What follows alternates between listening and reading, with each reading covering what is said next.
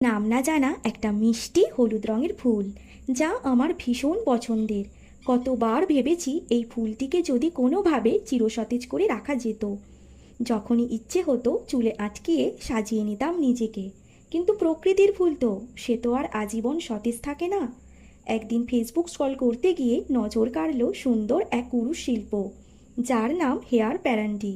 তখনই মনে এলো আমার প্রিয় হলুদ ফুলটিকেও যদি উল দিয়ে এভাবে বানিয়ে নেওয়া যায়, তবে তা আজীবন আমার কাছে চিরন্তন হয়ে থাকবে। খোঁজ নিয়ে ফেসবুক থেকেই অত্যন্ত বিশ্বস্ত এক দিদি ভাইয়ের সন্ধান পেলাম, যিনি একজন দারুণ কুরুশ শিল্পী, যিনি অবসরে কুরুশ আর উলের ছোঁয়ায় নতুন কিছু সৃষ্টি করেন। তাই তো ওনার ফেসবুক পেজের নাম অবসরে আবিষ্কার। ওনাকে আমার পছন্দের কথা বলতেই উনি আমার মনের মতো করে এটি বানিয়ে দিয়েছেন। ইউনিক লুক দিতে আমি হেয়ার প্যারান্ডির শেষ অংশের পাতাগুলো পান আকৃতির করিয়েছি। কাজটি হাতে পাওয়ার পর আমি তো পুরো মুগ্ধ। যেমন নিখুঁত কাজ, তেমনই সুন্দর ছিল তার প্যাকেজিং।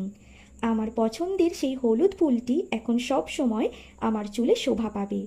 আর হ্যাঁ, এই সুন্দর মুহূর্তের ভিডিওগুলো যে করে দিয়েছে সে আমার বান্ধবী, যার নামও শোভা।